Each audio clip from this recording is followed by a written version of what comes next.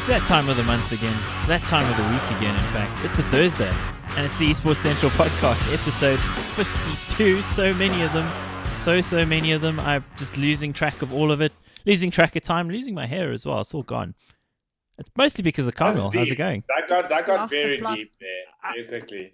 I was about to say, we had a whole intro without you bringing me up for some fucking random reason, Extremes, but you did it in the end. You lived up to my expectations, man. Kaameel, it's always your fault. So I hope you know this. It is always your fault. Exactly. So It'd be like that. For any of you guys who haven't watched our podcast, we spend the first 5 minutes talking shit to each other. Then we eventually talk about esports to give our opinions and thoughts. So look out for that, because if you're just here at the moment, don't worry. We'll bring in a few Game of Thrones references. We'll reference the giant mic in Nadia's face, all sorts of things. The best part is actually when the recording stops and then we talk shit about them. Ooh, yeah. I don't know who them is, but yeah. Them. Dangerous. So I'll just introduce everybody. You've heard a few names, heard a few voices. We got StGutterlily, we got Kaameel, Chicktay, Glenn, Mr. GK. Yes, Right the man. up. That's what the G stands for. Don't know what the K is all about, but hey. And we got Profeci. How's it going? It's going well. Profeci, I heard the rumor that the K in GK's name stands for Kaameel. I knew you were going to I was going to tell you, shut the fuck up. I was literally going to tell you. It wouldn't Don't surprise me. say I mean, we the know that word. Glenn is deeply in love with Kaameel in many ways. We just like that couple that everybody says should break up, but we never will. We'll go I'm to actually, I'm putting away my shirt. I'm actually going to take a walk. You guys are like the I Brangelina of quit South Africa. PSG. though. Yeah, exactly. Oh, You Brangelina. fuck. I can't let Kaameel destroy the entire League of Legends team, so I'm going to fucking fight him. I mean, But you know what? yourself, Glenn. You know what is worse than the League of Legends scene, Glenn? The night Alright. Monkey goes on holiday. Oh. Talking about the new Spider-Man movie, by the way, for people who haven't watched it. It's the worst thing Stop I've talking about. Okay, The Night firstly, Monkey. firstly, thank you. Also, firstly, you thought Game of Thrones was trash for like the entire season. So ever. yeah, It like was really, the worst thing ever created after yeah, Spider-Man. but you Homecoming have or hot on takes on though, holiday. so- Is it really that bad though? 'Cause I want to see it though. So Oh, really I do. think I'm you'll like- like it, Glenn. I'm Like, I'm not split trying to be between- funny. between- I'm split between like Lion King. Cause I had to go to the premiere, but like I was not gonna sit outdoors. Okay, wait. And like I think if you want to go to premiere in the next month, the one that you should go to is Once Upon a Time in Hollywood. You should do that one. oh, Tarantino, that's the way I to go, would. guys. I'm okay, just saying. fair. 2 weekends fair. time, it's coming. That's good. That's a goodie. Kaameel, I hate you though, but anyway, let's move on now. Yeah, don't go watch some stupid like fake lion crap and like Whoa! That Hold is on. our childhood. Okay, no. Okay. We've got into this now. No, here, hey, shut up. We're here. Lion King is not fucking fake, and it's not fucking stupid. Wait, I thought it's CGI. How's that not fake? It's a movie. How's that not fake? Listen It's here, based this on the new Lion emotions King, of the it doesn't world. matter. Extremes. Lion King is the classic. It's not the greatest, but Yes. it's like What? It's not the like a greatest. holy- Are you it's like a joking? holy Bible of like animation films that would be one of the fucking.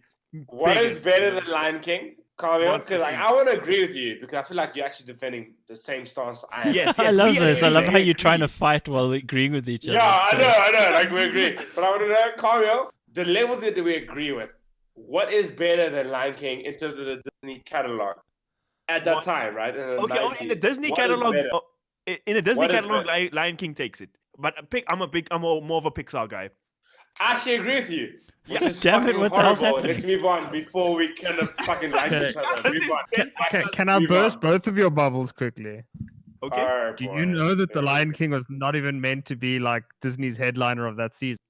So who cares? Yes. They didn't put We know. not a single member of their first their first Adam. team was working on The Lion King. It was all the second Yeah. teamers. Do you The know first the team South went to African? Pocahontas. Which was such The a South success, African, wasn't a it? South African musician created Circle of Life. His family to this day is still trying to fight to get the royalties off what happened from there. So yeah, Disney is fucking pieces of shit, and they are the worst they're the worst company in the world. They Take my worse money, than you Lion pieces King. of shit. So I think we've just used up all our swear Yeah, allocations we for did. this week. Oh shit, true. We have to shit. I mean, not shit. Sorry. Whoopsie golly. That's so bad. Oh, Sherman. darn it. Jeepers. Gee willikers. It's so bad. Oh my word, Okay, it's devolving. So Move on. I just Move feel on. like I know exactly how our episodes are going to go. I already told the viewers what would happen, and it's all come to pass. I can see the future, guys. So if you want to see the future of esports, go to www.esportscentral.co.za and you'll hear all about the latest things happening in South African esports and maybe what's coming up, the future. That was a great segue. That was actually props. That was wild. You may think that I may have hosted a show once or twice before, but Maybe maybe 3 times, 5 times. yeah, max. 5 times max. So, It's definitely no. 5 times. I would guess like it is 52 somewhat maybe. ironic that we're talking about the future when the first thing that we're going to talk about happened in the past when this episode. Woo! Dun, dun, Papa dun. Prophecy is in the Always building, bringing baby. us back to Honor. that. No, it's the truth because what we're actually going to start talking about is Get into it.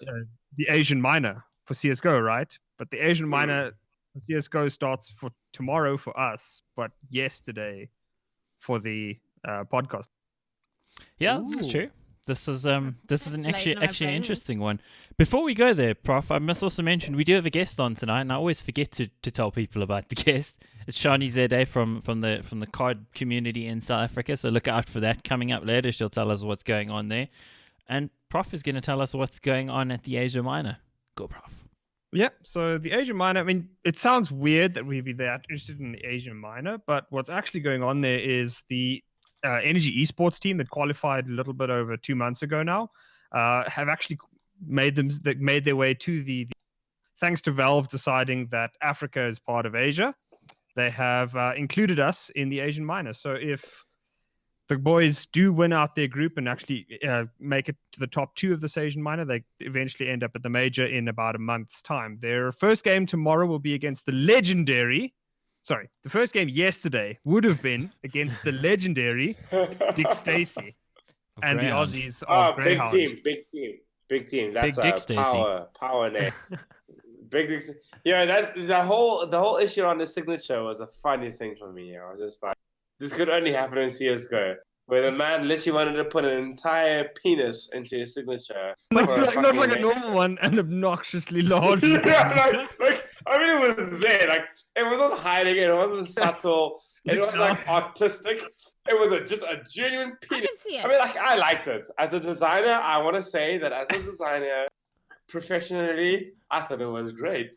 No, I but can honestly, also see it's like why. it's great the Valve penis or gamer great market, design? right? If you had a massive, let's say Sir Action Slack's autograph in the compendium cache is a fucking massive dick, that'd be the most purchased thing by far, like significantly ahead. Like that's a new price. Kaameel, do you like to buy big dildos? Is that what you're trying to say? I'm more in the market of I like know where this Nadia's is mic. going. Okay. Just the context for that though. Kaameel did bet Axe to bring up dildo in the beginning of the show, so I've just done it for. And of course, my lawfully wedded wife would bring that up for me. What a doll, Mr. G. Okay, Kaameel is. guys, I pasted in our WhatsApp group for you just so you can see the very image. I'll bring it up on screen for everybody as well. Sadly, I don't have a high-res version of it because I think it's been sort of like deleted off the internet. But It's so great. It's so great. Honestly, as a designer, it's actually pretty fucking artistic. so that I was feel supposed like to I be I could have taken somewhere else as well and still maintained the essence of this. But So do you you should see work it's on this. winking at you? That's the other part that's just a little bit. Like Kameel's face right now.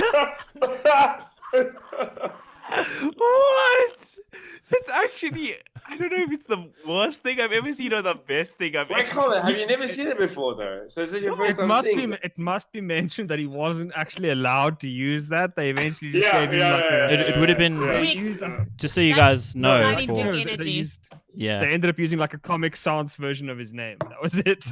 but so you guys know in CS:GO with the majors, the players actually get given like stickers that basically are monetized through the games. Players buy them, and you can buy, it's like buy a random sticker pack, and you can get a. You can buy the energy stickers, can't you? Basically, like They small are South available. African streamers. Are they? Okay. Yeah. Well, that's Yeah. cool. I think so. I thought could be wrong on that. I'm not 100% I think you have certain. to I actually think, be in the major oh qualifier. yeah, sorry, yeah. It's the next stage. So if they the make next it stage, through yeah. the groups, and then they make top 2 at the Yeah. minor, then you can buy it. But anyway, my point there is just so you guys can understand, it's something that's an in-game item you can stick on your weapon. So people buy the stickers of their favorite players. So can you imagine what would have happened if Dick Stacey had gotten that signature in the game? How many people would be running around with winking Man, penises we're making bank, eh? on streaming games? Such a good name though, as well. He sounds like a private eye. He's Australian. He's Australian, isn't he? Yeah, he is Australian, eh? He's in Yeah. Australia. No. I mean, when people heard the name, firstly, the community, like the subreddit of CSGO, fell in love with the name already. When they saw the logo, they were just like, "We have to get this into the game." Look, it shouldn't wasn't, be. It definitely shouldn't be. No, Like 100%. absolutely not. But I mean, hey, he could have made The child in all of us hopes it is. Yes, basically. So really, where we need to get to from here is because Prof wanted a little bit of background on who Dick Stacey and Greyhound is, and we just went with all the background. So So what's our chances against Dick Stacey and co? It's a difficult one because I mean, look, most of this energy team has never played overseas, so it's 4 new players. The only one that has played overseas before is Mistem. But the rest of them haven't. So how they're going to react, we don't know. Like it really is just a mystery to all of us because it could go well, it could go poorly. I don't think they're going to come last. They are in what to me looks like the easier group. Yeah. So I don't think they'll come last in the group, but I do think making it out of the group is going to be a bit of a challenge, personally. Yeah, I'd agree. But can I add something quickly? Just so Prof is the guy, and I mean, there's a reason why Prof. This is a man that just knows so many things that you would just never expect, or you wouldn't even know existed. This man gave us an entire rundown in our little chat around who is the hottest foreign player in CSGO.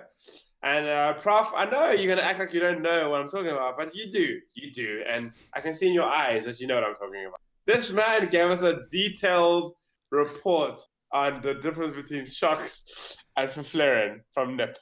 So okay, well, honestly, I'm just gonna come out and say it. Shocks for me. That's what I'd hit.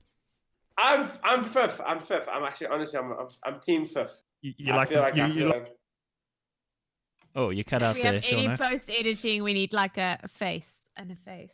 Getting no sound Oh, from yeah. you, Prof. So I'm saying. There you go. Is that better? So I'm saying, yeah. So I am team fifth. Just going to say Glenn clearly likes the blonde hair, blue eyes look then. Well, I mean, they tried to kill him. But I mean, aside from that, though, it was very real. It was a real action. So, but just all I'm saying is, if anyone wants to know who is the best person to date in esports, Prof has the answers. Clearly, Got you covered. So, It's gonna start a YouTube series, Prof CSGO Love player dating Island, guide. Love Island presented by Prof. So as long as everyone knows that. Still again, Planting the love bomb. Shocks might be married, but I don't care. Just saying. Do not care. IDC. So what I do care about is the energy at this at the Asia Minor, and it's not just the one African team in energy and Asian teams. It's also Middle East as well. There's a team there from I think the UAE as well.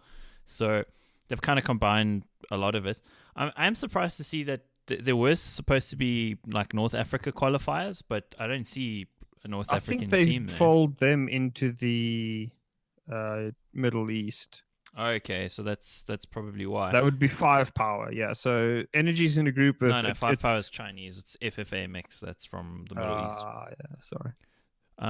The FFA mix, it's kind of interesting to me, is 2 of the players there are Albanians, and both of them we actually casted in ESL Southeast Europe Championship, Synopsy and one Flatru from one of the mixed teams there. So I guess you only need 3 players from the region or something to play in the qualifier.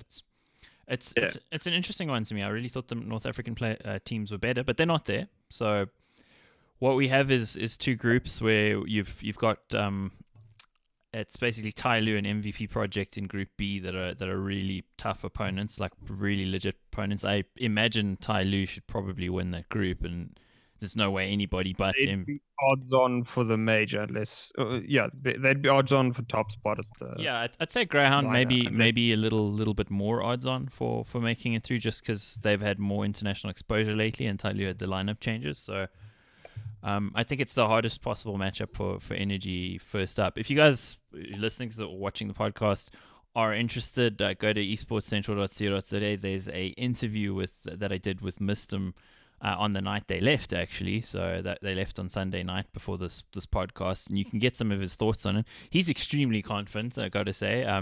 Hopefully not misplaced confidence, but it's actually good to hear a guy from a team from South Africa going over and actually saying, hey, we're actually here to go through. We're not here to learn things and make up the numbers and take the experience for next time. We're here to actually do the stuff. So I think that's kind of refreshing, because usually we're used to our teams going over and get wrecked, and there's that possibility now. But I actually think they got a chance here. What do you think, Prof? I think they'll be definite underdogs against Greyhound. I think Greyhound just has more international experience and played it at a higher level than Energy has. But Energy could spring a surprise. It just depends on the map that they do get. After that, I think regardless of who else they get in their group, it should be fairly solid, because I think, let me just check. Yeah, their other opponents aren't really anything super special. They should be. They've played 5 power before, or shall I say, Mistem's played 5 power before in a the previous Energy lineup. So they should be able to at least come second in the group, if not beat Greyhound. And remember the second map that they play will be. So Avant is also Avant. I don't know how they would pronounce this. It's also an Australian team. It's got Sterling and Airpark and Gira and Hazard. So I mean, some of the players will be vaguely known if you follow the tier 3 scene. That's being generous. Tier 3. Yeah, but Energy does have a chance. It's not out of their reach. If they play well, I think that they do have a chance at making it here, and it's best of 1 and then a best of 3, I think. So I mean, you knock out Greyhound, you certainly are going to have an easier game after Greyhound, because they probably are favorites to top this group.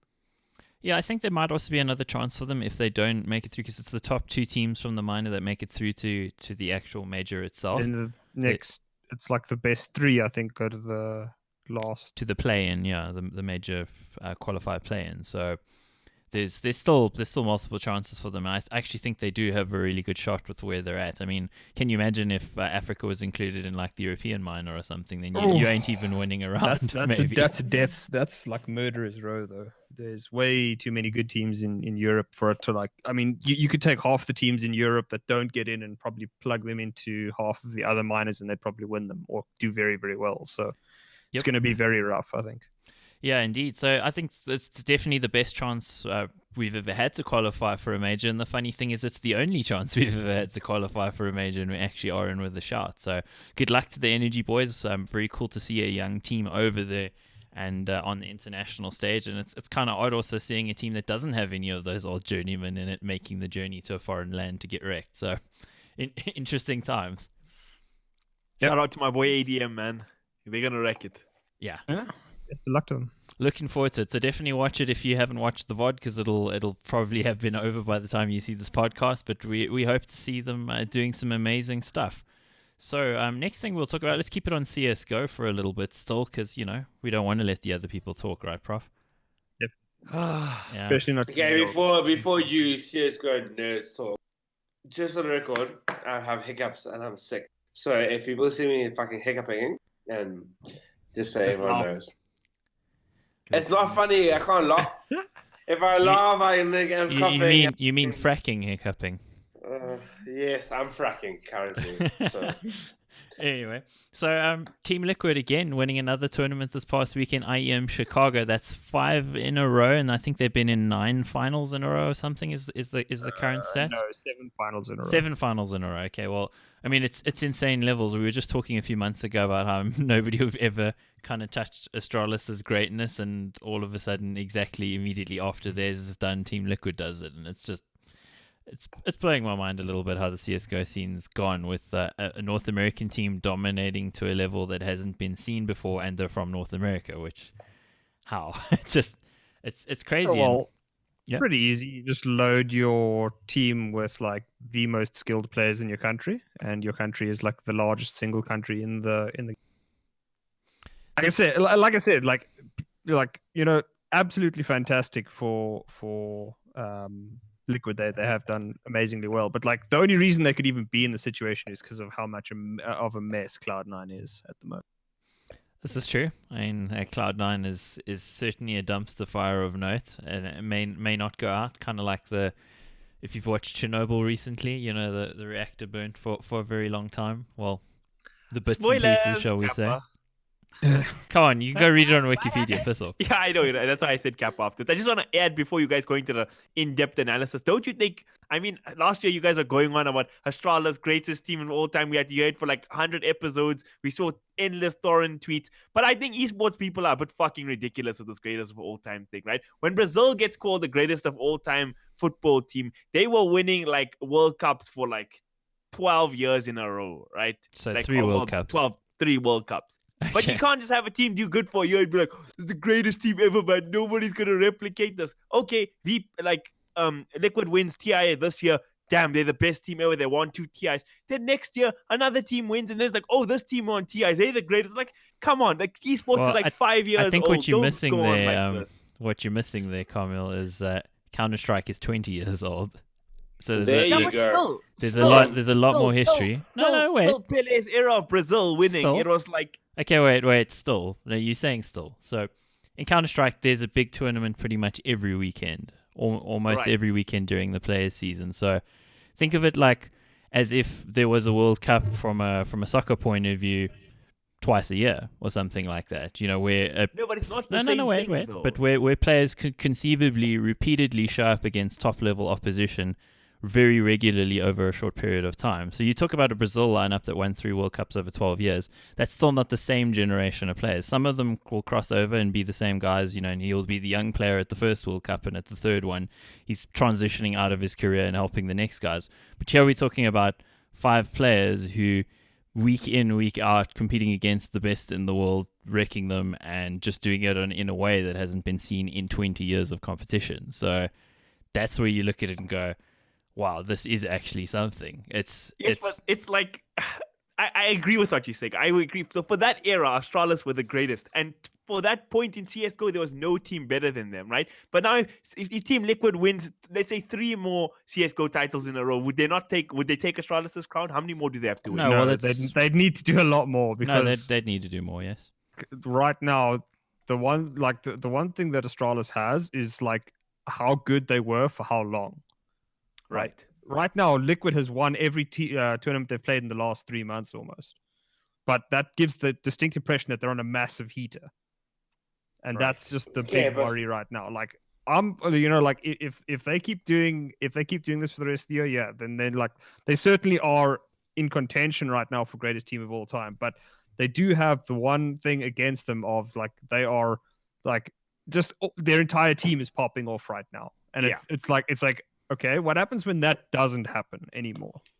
Because what you're seeing right now is basically in late 2016, a team was created called FaZe Clan, and FaZe Clan did exactly what Liquid was doing now, but they did it over a much shorter time span. So only 2 tournaments where they just like wrecked everything in sight, right? To like a degree that nobody had ever seen. Everyone was like, the entire world is like deeply screwed if FaZe can keep this going, and they weren't able to. So Liquid right now is on the path to greatness. They're on the path to greatest team of all time, but they have to maintain this, because if they just fade out or flame out and the rest of the team, what they also don't have the rest of the year, then it's like it's worth.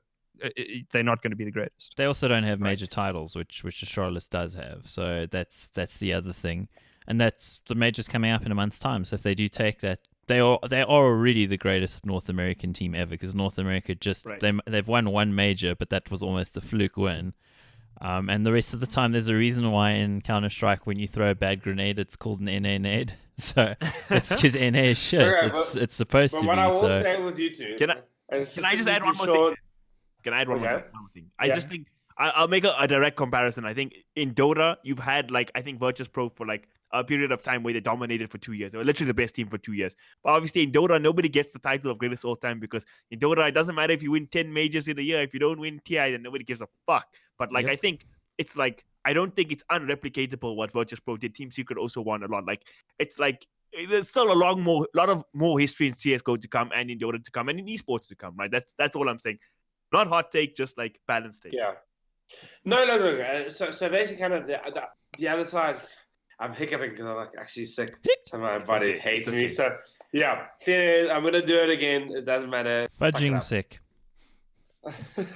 Just flow. Thanks, Nadia, for that. Actually, I wanted to give me like more legal.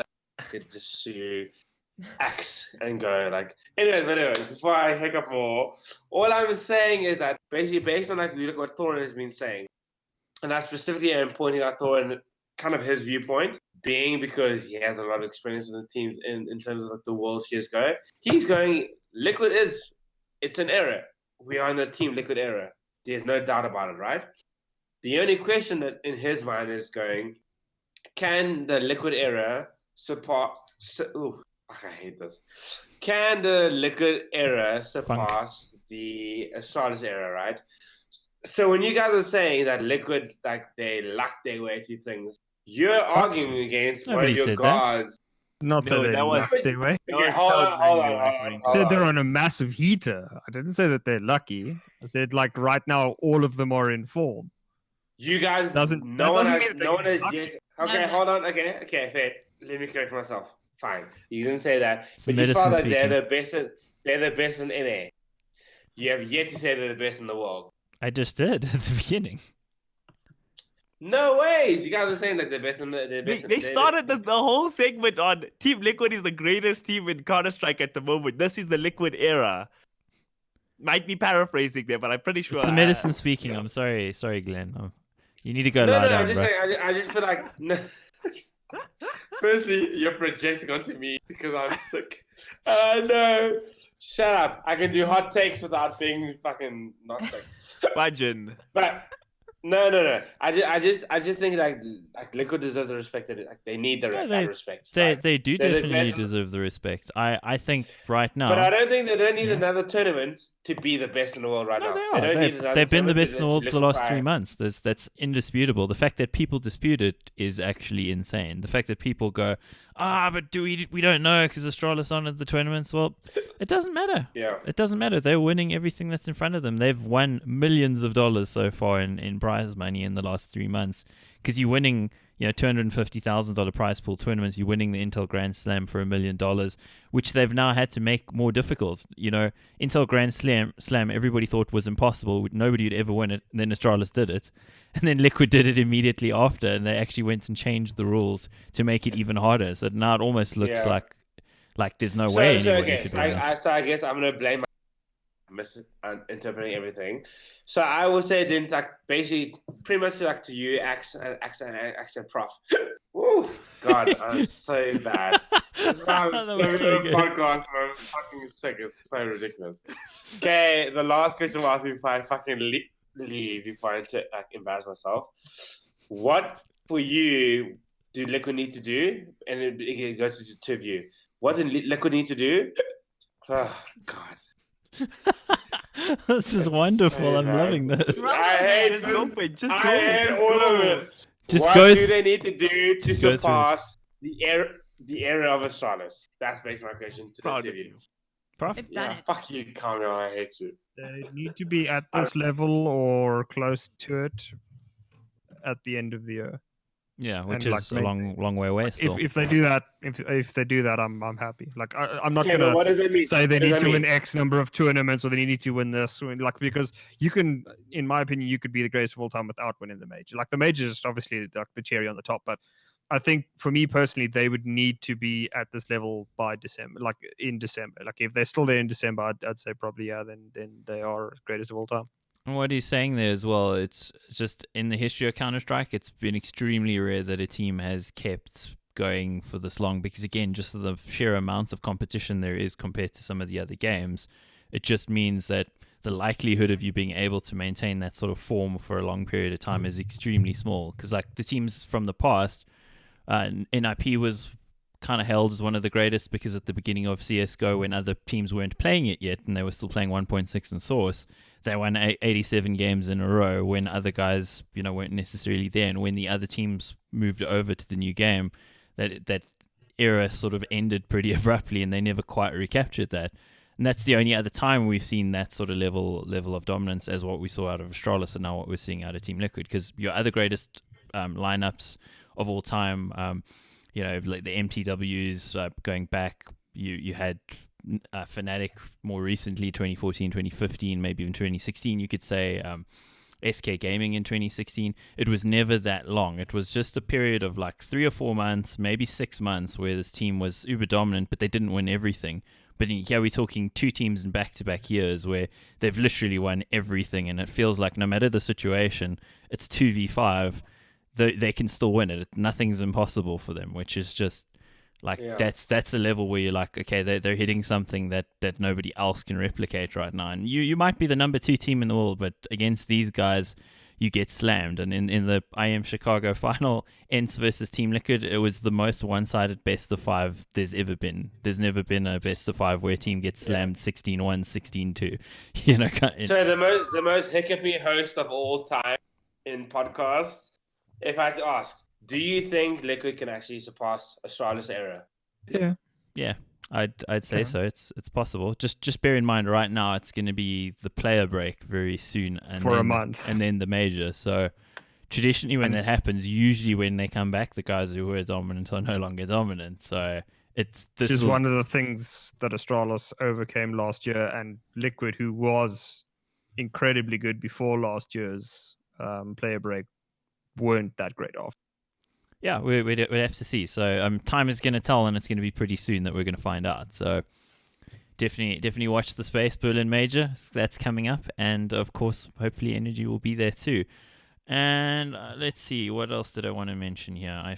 I have one analogy left for the CSGO topic at the moment. You guys are in the... Is it Dota? No, it's not Dota. It's not a Dota analogy. You guys are actually in the golden era of CSGO. You guys have the Federer and Nadal of CSGO going on right now. No, we don't. We it's more like the Sampras and Federer era, because like Astralis thumped, much like Sampras originally thumped Federer, like when he first came up.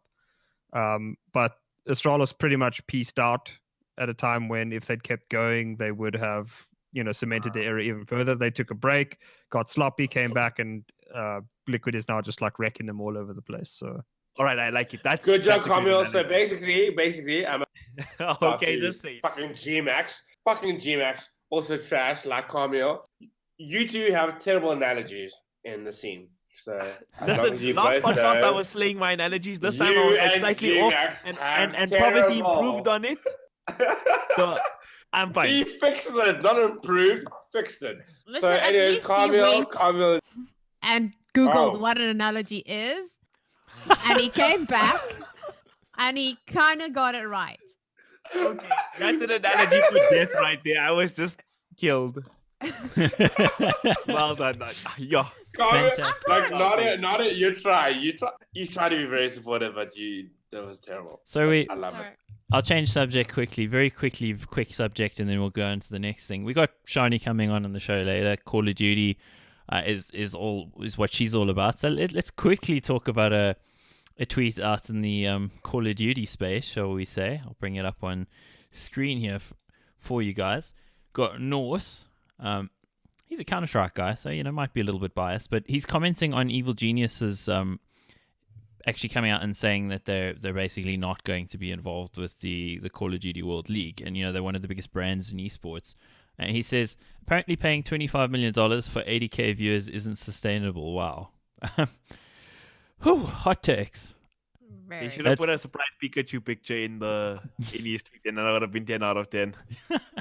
Well, I mean, that kind of echoes some of the things that we've said recently about Call of Duty World League, about Overwatch League as well in a lot of ways. So there's another one. That's a hot take. We'd get pretty roasted for that if we said it, but we didn't say it. Ha. Anyway. Is it really that hot, though? Is it hot? No, it's hot. They're trying to make up a league in the space of like a couple of months. I do wonder, League Legends took like 3 years. What is going to happen once that league is in place? How teams like Evil Genius, how will they actually operate in the scene? And what is Death, the scene going to be? Death and low profits, and they're gonna fucking pull out, and it's gonna be the end of everything. That's my hot take. Yeah, we're gonna probably touch on it with Chani as well, but yeah, for me, it's Call of Duty League it's something weird as an esport. It's weird. It keeps changing. How is this a sport? What's going on? My brain can't compute. So I don't know. I don't know where we're going with this. You don't? No. If the Esports Central Podcast had to take a vote on success or failure, we're gonna have a no from here, from the boy KC. Is this a unanimous decision? Yeah. Oh, Profeci, last one. Success or failure? Don't know what we're voting on. Call of Duty World League. World League. Yeah, it's Blizzard, Activision. Listen, I get it. I love get it. I love it. We're so We consistent. agreed. I actually saw, and this is just by the by before we move on, an article just kind of alluding to the fact that, Activision Blizzard's share price has been in a sharp decline. And is this something that's being set up for, Disney's been shopping around buying everything? Is it going to move towards that? It's maybe the next company that Ooh, Disney conspiracy picks up. theory. So, I like it. remember, But I mean, like, Disney is Disney already partially owns them. They got the rights to broadcast Overwatch League, so through ESPN. So it's not too far out, but I don't know if anything will come from that. And honestly, like I said, I don't know what the heck's gonna happen with Well, I mean, Call of if Duty. Disney does buy them, then I can permanently write them off because they've ruined every single franchise they've ever bought. So What, you We don't could like see. Star Wars 100? We could Star Star Wars Wars, Overwatch I Disney. don't know. burn like I'm gonna go burn every single like Star Wars movie that like Disney's had a hand in making. It's like they've all been shit. I'm going to head off because I'm feeling terrible because my body hates me. from I the think soon. I think you should go because you keep pushing our swear word quota up. Bad, Glenn. I know. you I can't. tried. I tried to be Okay. responsible, but basically, I'm blaming Kaameel and I'm blaming fucking Nadia.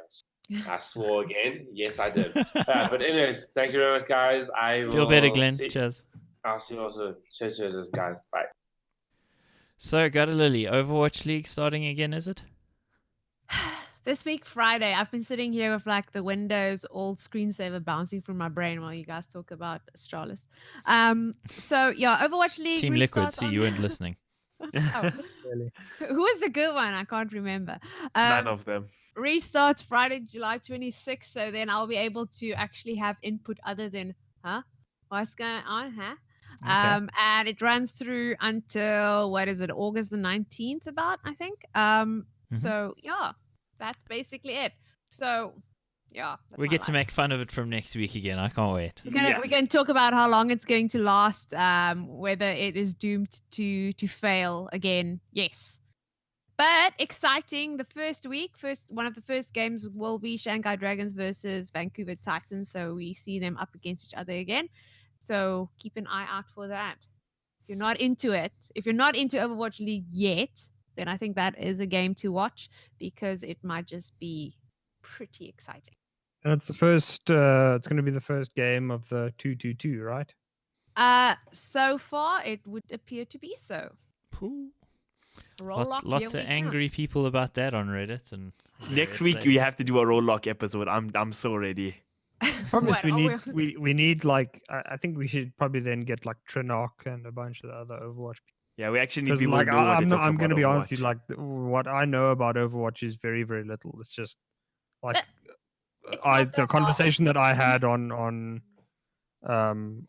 like on Twitter, what is it, yesterday or the day before, I forget now exactly, but about the 2-2-2 is that like I think limiting the pros options doesn't make it more like it doesn't encourage innovation as much as they like to push. You know, it's like sure, preventing people from having two of the same hero in a game is fine, but like when you auto lock that you can't have more than like two supports, two tanks, like I think it's going to it might not appear to be limiting it, but I do still think it will eventually limit it. Listen, I But that's all I know. So There is, I think we have to wait and probably just see what actually happens. I don't think it is going to be this like I feel like a lot of people went really into, oh, it's going to be an absolute nightmare if they do that, or like hero ban or whatever.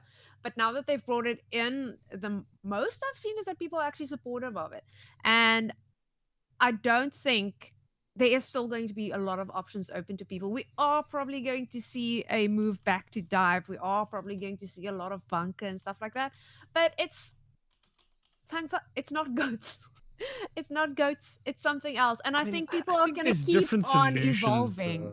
I think there's different solutions. If you leave the scene, eventually the scene will figure out a way. Like, you can just keep nerfing. Like, people are so scared that, like, oh, you'll nerf this hero into oblivion so that it's useless. I'm pretty certain there were useless heroes last year during dive that were never picked.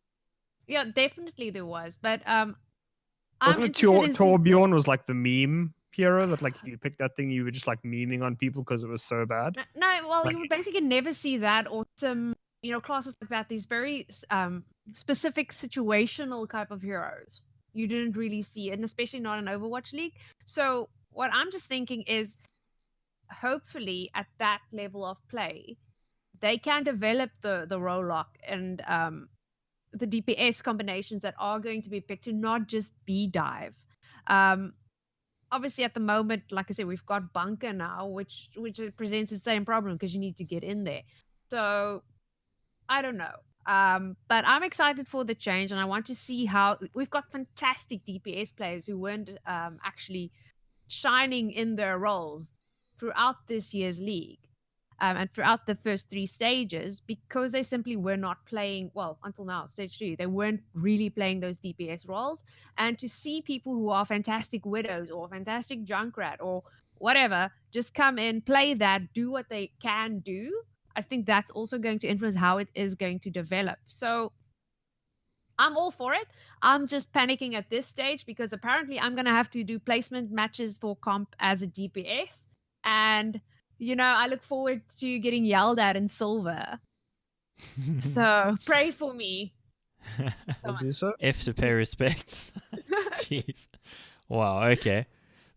It's interesting how that's sort of panned out, because if I look, you and I both come from playing TF2 where it was in 6v6 competitive was pretty locked at a certain certain roles, but it wasn't hard locked. So if you needed to, for instance, break a stalemate, you could suddenly be a spy or be a sniper or a weird ass heavy. Yeah, So- something to spice things up. You're not going to use it all the time, but it gives you that option, and it just feels like Very- you now no very longer rarely. have that option at all. I don't know. Like we still have all those classes, and I feel like there's going to maybe be more combinations of what you've got. Got another tank coming out now, Hero 31 Sigma. I thought it was Stigma at first because I can't read, but hi, I'm 19 and I can't read. So I don't know. I'm pretty keen for it. I think like I said, there is so much DPS potential in Overwatch League that I really expect that it is going to turn things up, like switch it up, make it more exciting to watch, and I think it's a good thing. It should We've also had help this conversation, the but- sort of overall skill level as well, just because there's that sort of role is coming into the game a bit more. I feel like- individual player can make more of a difference. Definitely. We had players that we've since lost, I almost want to say. As goats came in, and they just simply never had that time to shine. So I want to see it, and I think we will. This is going to be a very exciting stage. Yep, looking forward to it. I'm definitely not watching it. Everybody else is like, Yeah, don't care.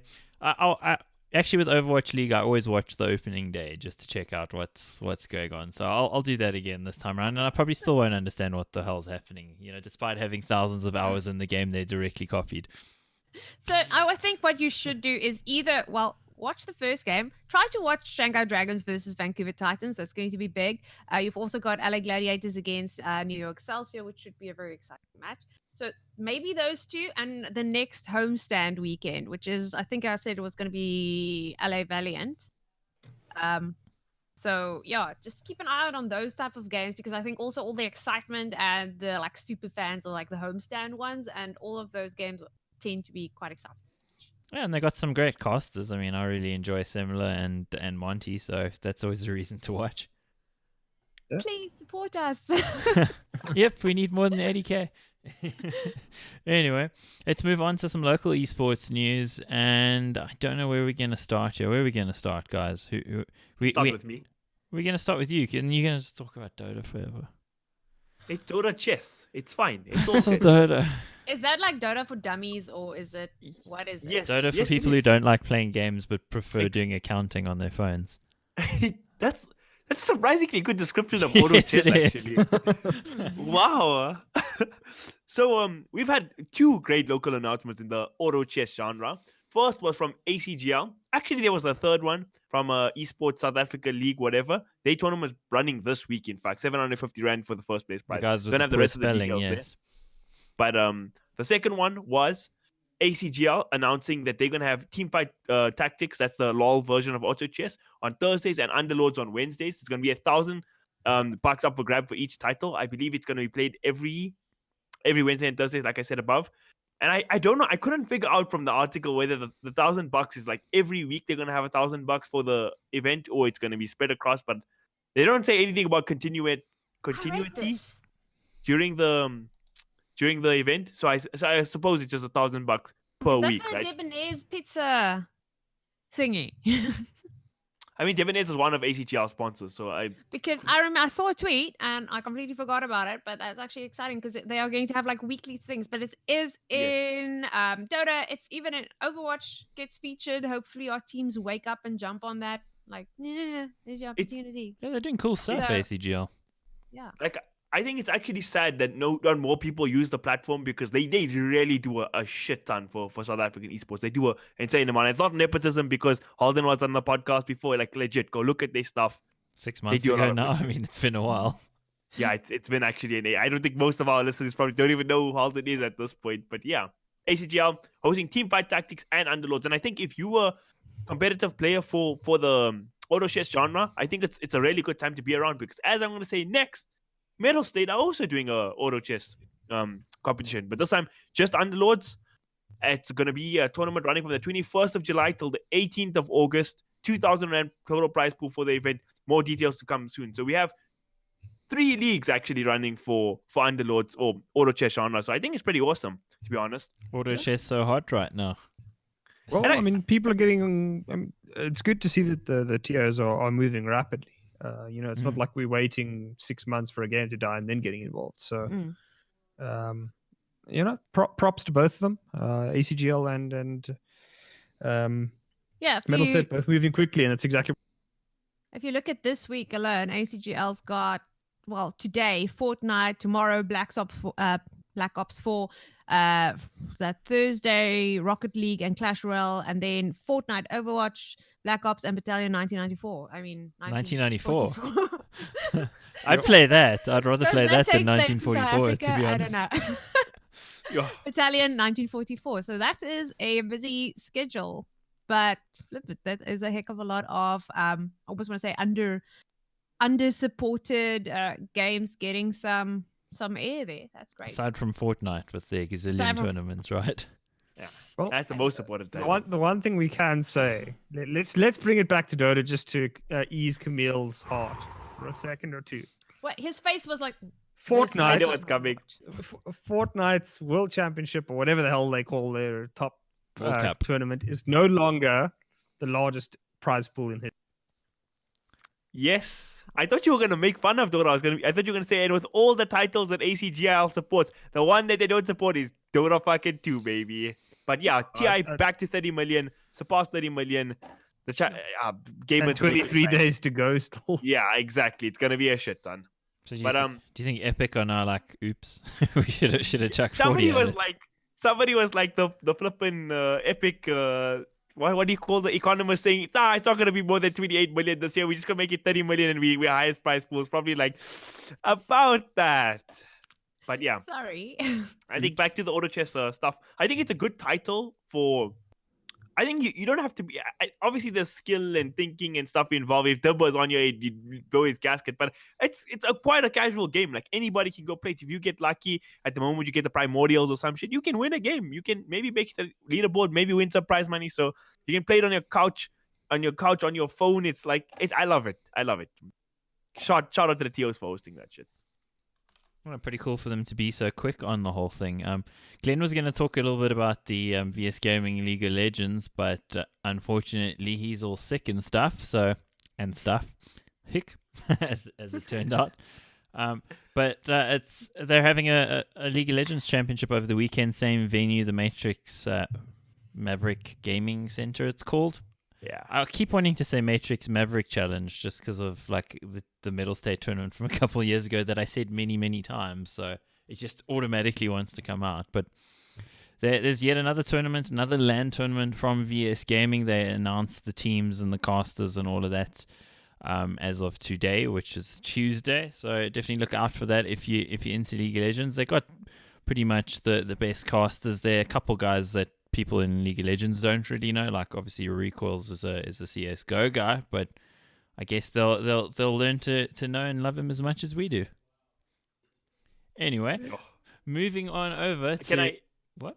Can I say something back about the LOL thing? Yes. Is actually what Holden, when he was on the podcast, actually brought up that the fact that VS Gaming is splitting up their DGC event. So now League of Legends gets its own event. The Dota got its own event. So it's like these are actually the biggest LANs of the year, basically. For so the these fact guys, that yeah. they're all getting even for like the Dota and CS, I don't think there was any other LANs bigger than that so far this year. So for these guys, they're getting their own event. They're getting their own broadcast. I guess we didn't take into account last year when we were speaking about this that you're losing that rage aspect. Everybody's there together, that whole thing.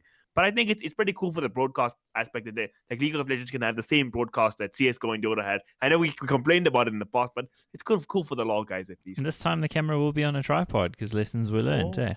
I wonder who's Nice. going to do the Overwatch because I know that's also going to be at that. I Probably might have. not the same casters. That would be weird. I was about to say, yeah, I might have killed a couple of Overwatch casters' careers in South Africa. Who are they going to get? That is actually a very good question. Overwatch casters were probably the most vocal against the VS Gaming casting academy or whatever you wanted to call it. So Academy. yeah, so I guess we'll see who ends up there. But I do hope that they get some of those guys involved. But it is an interesting one. I'm probably going to release an article at some point speaking to some of the MGO owners just about how many LAN events there've been, because you think about what there's been so far. There's been 5, 6 now, maybe, with including this in a very short space of time. So Yeah. it's logistically, I can understand, very difficult for VS to pull off. But logistically, I think for the team owners, probably also a little bit worrisome because before they would have had to get everybody at one place for one weekend. Now it's not the same weekend. So all of that consolidation you could have done before isn't there. So I'd imagine the costs are definitely much higher for MGOs. And of course, in the inimitable words of Kaameel, Chicktay, fudge the MGOs. But still they are the guys paying the bills in the sense. So I imagine like budgets and stuff would have been very severely tested this year because of the way everything has been sort of squashed into a short period of time, and it's been multiple LANs, which is, again, this is what the community asks for, but the community don't always know what's good for them. We know this. Yeah. And we were part of that community. Oh yeah, absolutely. We Freely were all admit good. it. We don't know what's good for us sometimes, do we? But Nope. it's interesting to see how it sort of plays out, because will this happen again next year? Will they do separate events? Will it go back to the DGC thing that we know from the past? I think it's good for visibility for the guys that the LANs are separate, but at the same time, of course, it removes some of the aspects of that like massive event thing, But it's also not that good for visibility because, like we've said, No like one's the gonna go social media there. and stuff is Yeah. like not that great. The spectating is Hey, not they got like a new being really social there. media manager. We found that out, didn't we? Yeah, but the new social media started her job the day of the event. So you're seeing posts about the event the day of the event. Like, I know we saw the one talent post and shit, but like there was no real build up, right? I feel like maybe also with this, because the way it would used to go, if you go to Rage, and the CS is there or whatever, you walk up and you see it and you experience it and you maybe see it like somebody from a team wearing a jersey and you get an idea of what's going on. Whereas now, it's all great and fancy. You have a lovely LAN dedicated to this, but I don't know who's actually going to go there and see it, except someone's mom who dropped them off. Yeah, it was me and my mom there watching my brother the other day. Yeah, Basically at the land. So I think it kind of loses that aspect where you would introduce strangers True, but to that a would only game. apply to like the Masters games on the stage, because one thing you could criticize about DGC in previous years was you weren't allowed to have spectators that weren't literally your girlfriend or your like team manager or something. Like sometimes, Yeah, Comic-Con Overwatch was also like in the back. There was like 5 people Yeah. sitting on a beanbag watching it. So I remember being at DGC before, and there's like 10 people standing behind teams watching them play, because it's like this great moment. It's going to be this awesome underdog victory, and the admins would come and say like, you guys need to disperse because like health and safety. You know, it's like, okay. Yikes. You know, Man. so that used to happen. stuck So so many people into DGC. I know maybe it's a bad thing to bring up, like a my bad record, but I've snuck like at least 15 people into DGC over the last couple of years. wow, smuggling people. Kaameel And then Chicktay comes the out best with was, it. the year I did it, it was like the admin walked past, and every like hour or so you just see like more and more people sitting there watching the Dota. And then at some point he walks past, he sees like 15 people, he looks at me and smiles. I'm like, and then he just walks away because it's like, what you gonna do? It's DGC, man. can't take down a crowd that big. That's a rugby team. Security, 15 people. Yeah, well, I guess it remains to be seen how things work out. I like that they're trying something different, so props to them for trying something different. Yeah. I think that's cool, because it's also very easy if you know how to do something a certain way to just keep doing it that way. So I'm glad to see that they've tried to do it a different way. As to whether it's good or bad, we don't know yet. We'll find out. So good luck for all the LOL teams this weekend. Hope you guys have a good time at your big event for the year. And then more big events, I guess. Evetech Champions League, the qualifiers were this past weekend. Event certainly you could seems say big that. with 77 teams in the open qualifiers. How did it go? Not well. Yeah. Let's be honest about it. Number of problems. So, I mean, Evetech Champions League is obviously the league clearly sponsored by Evetech. That will be run on, I think they have a slot on, what is it? Jinx TV? Yeah, Jinx think they're- TV, DSTV, Channel 240, I think it is. Yeah. Saturdays and well, Sundays. So the entire tournament will be run on DSTV in the coming months. So it's a fairly big thing to get in. It's obviously a lot more prestige, a lot more visibility on your name. So quite a lot riding on it. And signups have been going for the last month or so. And unfortunately, what happened is, as is usual for South Africa, we had a lot of late entrants into the competition, ending up at 77 teams on Friday night. Now, in one way, that's fantastic. That's 77 teams that are, willing to participate in a tournament. It's a lot more than we usually see. Generally, we see about, like 20, 30 teams, and they don't really want to hang around too long, some of them, as soon as they start losing. So 77 is pretty good. The problem is that ECL had decided for some reason to run the tournament the Saturday after the registrations closed, which meant a turnover of about 8 hours. And in that 8 hours, they decided to reorganize the entire bracket system. And that meant that times were changed, opponents were changed, and all sorts of other problems. Now, that is, in my opinion, probably one of the dumbest things you can do. You never reorganize at the late stage, and you should have always given yourself at least a week to make certain that you get all the latecomers in, then you do your bracket draw. So ECL put themselves under massive pressure to get a good bracket draw, and they went with random seeding, which is, I still don't know why that's a thing in today's world. Like, that should never be a thing. But so, like, we've got terrible brackets now because of the random seeding. All the times have changed, so like a whole bunch of teams missed their first game, or just auto forfeited because they arrived 15 minutes late and they didn't even know the game was supposed to start. And servers were down throughout the day. From what I understand, the server quality wasn't great, which led to more frustration from the players. Best of ones is another thing that happened. Again, I don't know why that's still a thing, because it's just, there was a lot of silly decisions made by ECL, which meant that, like, for a first impression, it was really, really poor. Yeah, I think it's a fair way to look at it. Best of ones are at the best of times like questionable from a competitive integrity point of view. So it's definitely going to, even if the brackets are good, make you go, if it's it's a little hard to tell like how legitimate the results might be. But in this case, probably because it was being run on basically a weekend with 77 teams, best of threes was never going to happen. It's just a nightmare. It's an But absolute nightmare. The one thing that confused me a little bit about it, though, was like this tournament's announcement was like 2 months ago.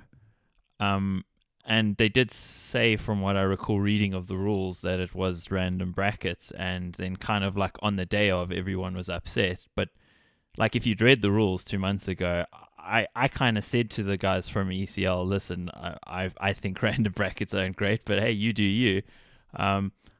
If more people had said it 2 months ago, maybe they would have changed it. But like getting upset about it on the day, I understand being upset, but you know, maybe being proactive about it, they could have gotten it changed. But with 77 teams, I can't see any tournament organizer that's going to change it on the day. Yeah, I don't know. It's just like poor planning. Like you should have at least given yourself some time to make certain that the brackets were at least in order, because you're now having to reschedule times like with an 8-hour turnaround. Like, let's be real. There are very, very few players that are going to monitor Discord and their email on a Friday night. No, that's not going to happen. For that kind of thing to have an 8-hour turnaround, then be like, oh, your game's been shifted forward. Like, I think, what was it? It was an hour early or something. Like, come on, guys. Come on now. Like, that's just like that. It's not incompetent. It's just like really, really stupid to do it at that point. Just seems a little bit unreasonable, right? Like, But- it's an expectation that those players would be hyper professional, read every bit of information, and show up at the time. Even and actual everything. pros Yeah, wouldn't they wouldn't do do that. Yeah, it's just how they too act close. when like it's just like it just smacked of like, you know, like poor planning. Like it really should have just been like, we close it on the Tuesday, the tournament starts on the Friday night, we run it over the whole weekend, not a Saturday and a Sunday. I mean, it boggles my mind that they didn't do that. Like, how can you have That is a crap ton of registration still going on Friday when your tournament's on Saturday? Like, did they forget to like, okay, we're gonna close registrations now, the week's starting, like done. This is our teams, or was it like, oh, well, okay, no, we won. We can do it. Fine, you want to I sign up? actually Yep. think if I look at their format and what they did, they directly copied what generally happens for the major open qualifiers, where literally the registrations finish and then a few hours later the games start. That happened with the Face It major. It happened with the Star Ladder one as well. So it's fine to do that on an international basis when the teams who are playing are, as Prof is saying, fully professional teams, where this is what they're here for. They're going to play those games. You know, the games are happening on a day where nothing else is happening. But in this case, we're also talking about something that happened the day after the ESEA final was on Friday night, and then just 8 hours later or whatever, then these teams have to play again. So I think, again, the format would be fine in a bigger country where it's all professional teams, but the fact is transplanting that exact format to here, it doesn't It's not work. even about bigger teams though. Like a Face It formula is like, there's a reason there's only one Face It out there, right? Well, I guess there's Well, there's ECA ESEA as well, but right? Yeah, but the point is, like, you can't use like that's what Face It does. Their whole company is. Yeah, but remember, just I'm speculating. I don't organize know the if they've tournament. actually taken No, it. It just I get looks you, like the actually, I same get you. format. So, like, everybody knows if TI qualifiers start at 8 o'clock on Saturday morning, that's when it's going to start. You're going to be put in that Face It bracket and you're going to play. It's not pro teams only. It's just people. If people don't show up, it doesn't matter. There's 1,000 other teams that want to play. But in South Africa, I think it's just making your own life hard. Like, you're just making your own life a little too hard. I'm sure they have lived and learned, but yeah, it's just very wilding, like Prof says. like for the very first like day of ECL season 3, like this is just like not a good look at all. I think it's an extreme positive that 77 teams would show up for something. That's fantastic. It's but just like fantastic. 77 but, teams that have to deal with this nonsense. well, I mean, I know because I subbed in for Tiny's team on Sunday morning, and the other team didn't show. So it was just like, and from what I heard, their next couple games, the other teams didn't show, and then like by mid afternoon, then they're playing or early afternoon, then they're playing a game. So. Like, that isn't fun. Even if you're just playing the tournament for fun, to not have guys show up, just sit around waiting. I mean, I was supposed to be in Pretoria. I'm sitting here in front of my computer trying to help my mate, and like these other fucks just don't show. So it's like, And I'm sure a lot of that happened, as you said. Guys were forfeiting, not knowing what times they were supposed to be there. So, in general, I think it's a fantastic positive that a tournament attracted that many teams. And it does show me that other tournament providers could also do something similar in terms of having qualifiers that attract lots of teams. You don't have to be in divisions or in a league or something. You can just kind of all be in the qualifier, all in with a chance, which we kind of seen with axtremes and Gravity Gaming going through. But that being said, they went through because the brackets were randomized and some better teams that should have gotten through didn't get through. Yeah. So, Or people just forfeited half their game. yeah, so you can look at it. Is Nadia, like, imagine you run into Big Five, like, let's say upper bracket, you run into Goliath Gaming first game, right? That instantly down to the lowers. Your next game is against Sinister 5. No, but I can tell you, like, even in Overwatch in the open division, you had games against. So you go up against a team who are like all bronze or all gold, and it's just a stomp, like 5 minutes, you're done. Yeah. So I can assume that there's a lot of that going on as well. Yeah, it reminds me of like when I played a few years ago. I played in a bunch of competitions where it was also open like this, and like you'd show up and play Bravado, and it's like, okay, well, that was a nice 10 minutes, but what's cool about it is you get an experience of playing against these guys that you wouldn't get if you're playing, say, in VS Gaming. So I think it's a good thing. It's just if the organization had been better, we could have come out of this saying 77 teams. That's amazing. That's so cool that so many guys want to play. They all get the opportunity, and some of them get to play against top teams and get that experience. But it would have been better if we could have said, hey, that the organization was on point. Things happened when they should have. I just think, honestly, they didn't give themselves enough time on this. Like, it almost smacks to me as if maybe the sponsor obligation is the tournament has to happen by X date. So if it doesn't, then we don't give you the money or something like that. Which, honestly, I have heard this kind of thing in local esports. But hopefully, like, if I'm running that event, like, I never give myself an 8-hour turnover. Like, you close it on Tuesday or Wednesday. You give yourself 2 days to sort everything out. Nobody can whine. Nobody can complain. Everybody knows the brackets beforehand. There's no like nonsense and all the rest. And run it over a whole weekend. Like, give yourself more time to give yourself the best possible. Yeah, I agree. I don't think nobody would whine because people would whine even if they get given like fucking. Yeah, people just whine regardless. But I think wild idea. I've been spouting this on Twitter, but I think Swiss format for qualifiers is the fucking best. Okay, you can have best of ones then for Swiss because you have so many rounds to play.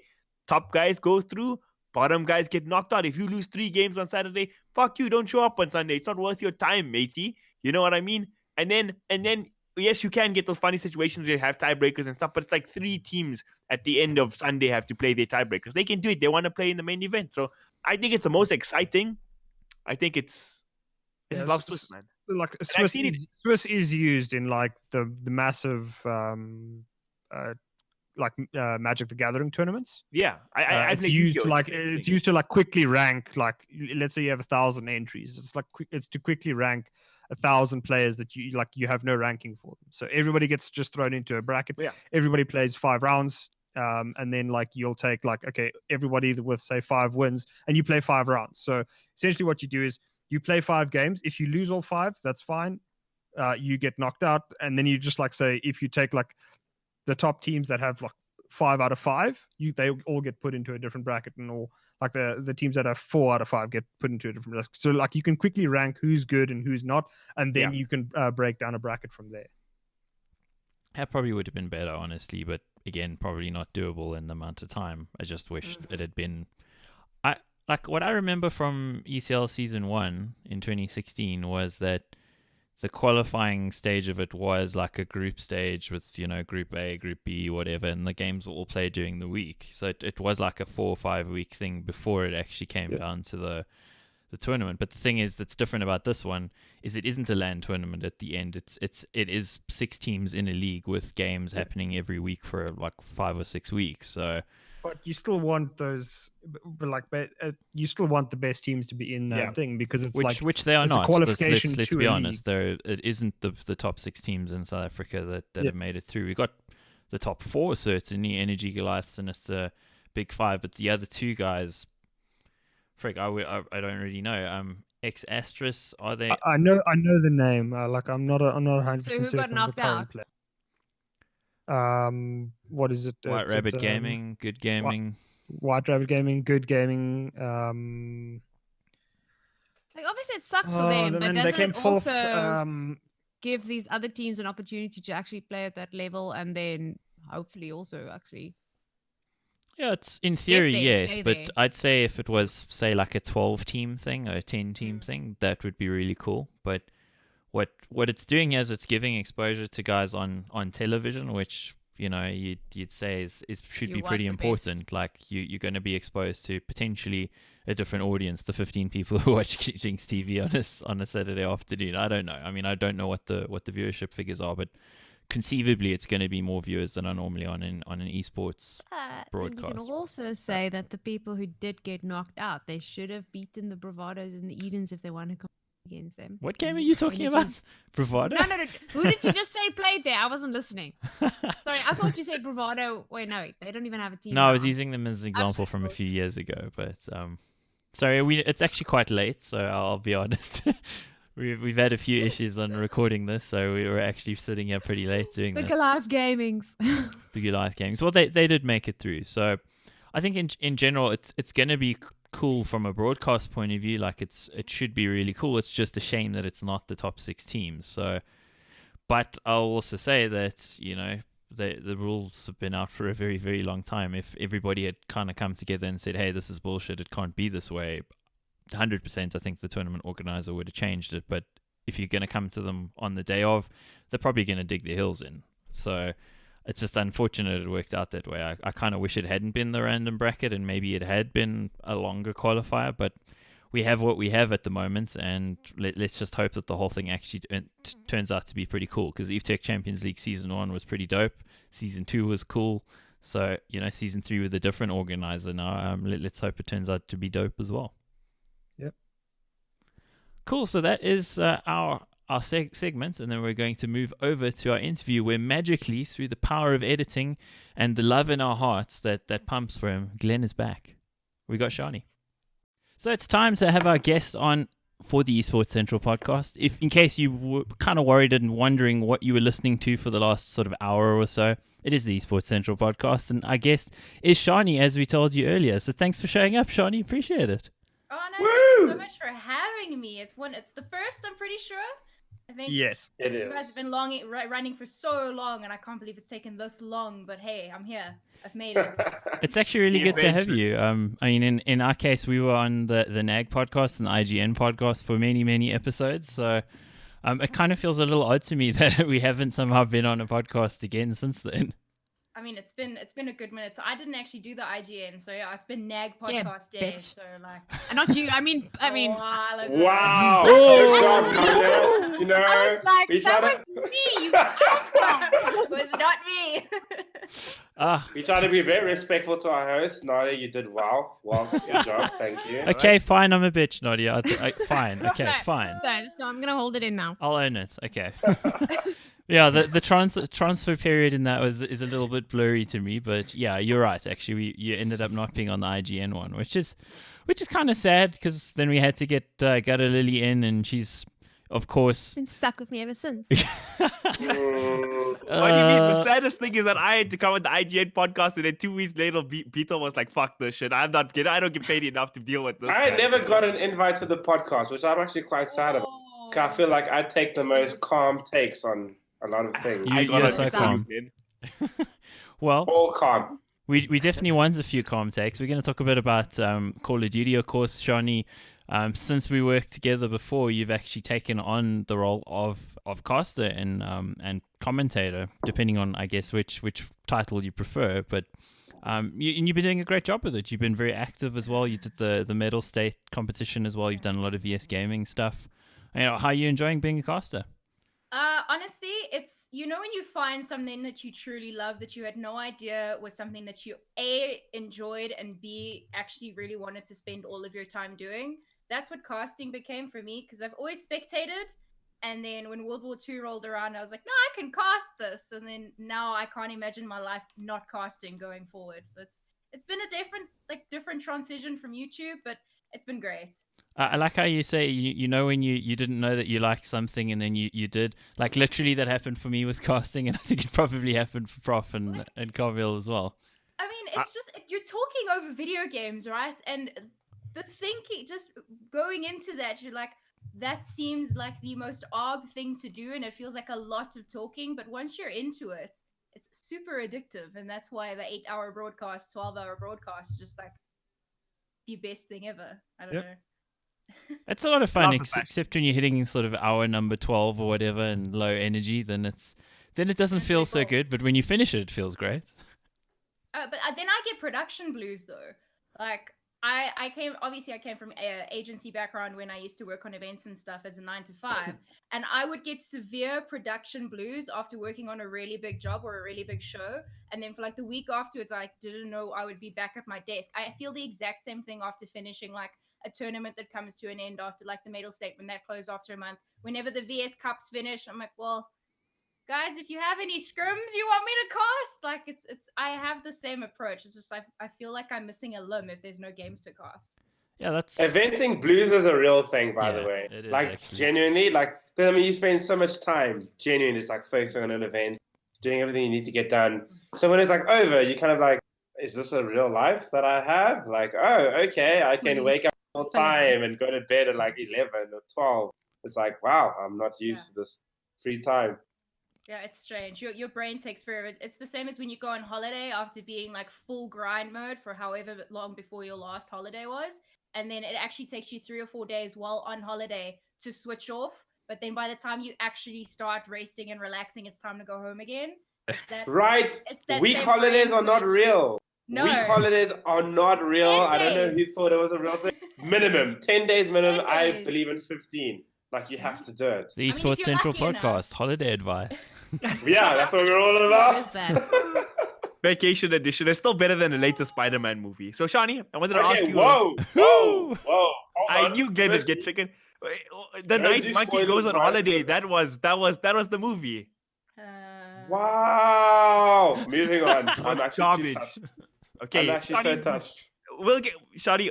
So, what was your motivation to start getting involved in casting Call of Duty? What was your thinking going into starting to cast? So, funnily enough, like I said earlier, I had been watching competitive. That's how I got into the esport first. It's not that I had friends that were playing. It's that my brother actually used to manage, before they became the Energy Esports side, they were playing under a clan called Team Adept, and then they joined Fear, and then that's how EN Fear became a thing later down the line. But my brother got me involved in spectating competitive Call of Duty, and I fell in love with it. That's what I went to all the events.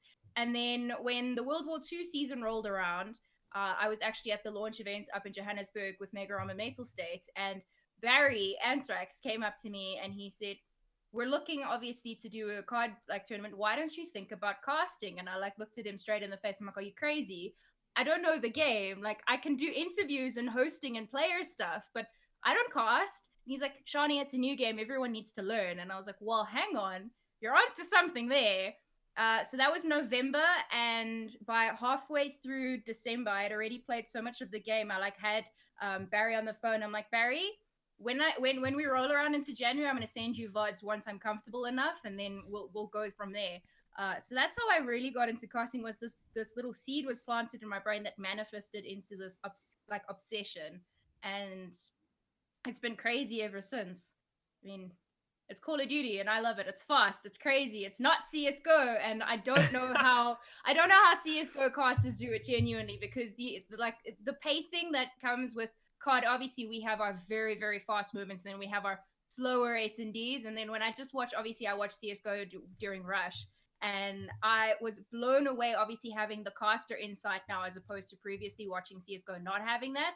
I'm like, my goodness, to be able to cast a game that's a little bit, in my opinion, a slower paced game. I'm like, absolute goats, all of them. So it's been a wild journey, but I'm looking forward to seeing what happens in the future, I guess. It's actually interesting you talk about the difference in pacing, because like I've seen guys who've come from Dota who then find that when they do CS, they can't get the words out because there's things happening too quickly for them. So it actually, it's really different depending on what the game is. Yeah. I guess it's like you could compare, I don't know, somebody who's a golf commentator to somebody doing maybe football or something. Then it would be like, whoa, I got to talk fast, you know? Yeah, your brain needs to process the information so much quicker as well, I feel. So yeah, Where are we Kaameel, now, you're really Mark? slow, bro. Just saying. I was gonna say if she found CS:GO slow, then she should try cast like a 70-minute. You should try cast a 70-minute South African throw versus throw game. That's you'll lose your mind by the end of it. But what I must will really- say, oh sorry, go. Okay, so, go first, Glenn. Go first, Glenn. No. I was gonna say the GOAT commentators are Tour de France commentators. Oh Like, yes. I've only done it like a few times. I like it happened just like there's nothing going on, so I just saw the Tour de France. I was like, cool. Let me watch steroid people like race bicycles and pretend it's natural. Yes, that is my first hot take of the day. Thank you very much. Netflix, watch it. But the way that they would like talk about like the history of like the road that people were cycling through, and I'm like, I can appreciate they took a really fucking boring sport where like, okay, yes, I get it, I'm uncultured. But like, Luckily, legit, that's no, the comrades. No, I was about to say that I can relate to when my dad religiously has the comrades running from early Sunday morning until when that final whistle goes and you see all the heartbreak of the last player, like runners coming in, not finishing by the end time. And I'm like, they spoke about them running all day and they've been running all day and they haven't repeated themselves because they've been running all day. So I understand the That's where you got to just have the preparation that you've got, like this massive file of historical information that you like, in the 15th running of the comrades in 1970, like whatever. Then it's okay, there's some filler for it. That's a Trevor Noah skit, by the way. That one where he goes like, Americans like they won't know anything about the economy, but they'll tell you like in the NBA, like, did you know like in 1956 when whoever scored like an exact 63 points against the Grizzlies and he led into like they know all their stats and sports. But I do feel like, sorry, I just on that part before, I feel like with Americans, they know their football and like whatever minute it was scored, like that is taught at school basically. That's how engrossed it is. Oh yeah, definitely. That's on a different. I just had a question with regards because now you started with one Call of Duty. So the only thing I know about Call of Duty is that every year it's a different one. Yes. And it was like something that we discussed with the Call of Duty League that's going to start kind of like Overwatch League. So have you just been adapting ever since you started, or how long have you been doing this? So that's how Call of Duty players have been playing since the dawn of when CWL adapt or die. Before. So we obviously Activision pumps out a new Call of Duty every year between October and November. Traditionally November, but now the last two titles have been. Well, this one coming now will be October, and then World War II was released in October. And it's whenever CS:GO players are like, oh my god, they're adding this map back into the rotation for however many years you've been playing the other. And I'm like, guys, we get a new map pool of about 8 to 10 maps every year. And you just have to adapt to it. And does the pace change, or is it just... It does. So it's obviously varying because there's different publishers that will obviously work with Activision to make the game. So it goes in a cycle of then Infinity Ward's making a game, then Treyarch's making a game, then Sledgehammer's making a game. And I think I'm missing one in the cycle, but regardless. Probably a trash one, so you can ignore it. We wouldn't know. You could make it up right now. I love Call of Duty, firstly. I do pay attention. Thank you very much. Not at the level of Chani, but still. So what will happen is, obviously, your different kind of genres within Call of Duty. So Modern Warfare is going to be the new game that's coming out now in October, whereas we've just finishing off the tail end of the Black Ops 4 season. So Black Ops, owned by the Treyarch kind of brand and the developers there's very different styles to the games and very different pacings. And then we've also recently just come out of Jetpack era, which obviously was the advanced movement, which I know killed the PC scene locally, where they didn't allow the jetpacks, whereas console obviously carried on. You could do this wall run and the spins and the double jumping and all of the craziness. So basically Titanfall, pretty much. And then moving back into World War II, last season was boots on the ground. Like, it's the first one where you're going to be running around. You don't have these crazy, like, armor exoskeletons. So coming back into World War II is relatively slower, in my opinion, obviously having not cast the jetpack cards. But then coming into Black Ops 4, they have the sliding and they have the option to you have to heal yourself rather than natural regen. So the pacing in Black Ops 4 is ridiculously fast, especially obviously we don't just play one game mode. We have a rotation of 3 throughout the series, which you'll have your hot point, you'll have your search and destroy, which is played twice depending on how the series progresses. and then the third map will be control. And the pacing is different between the modes as well.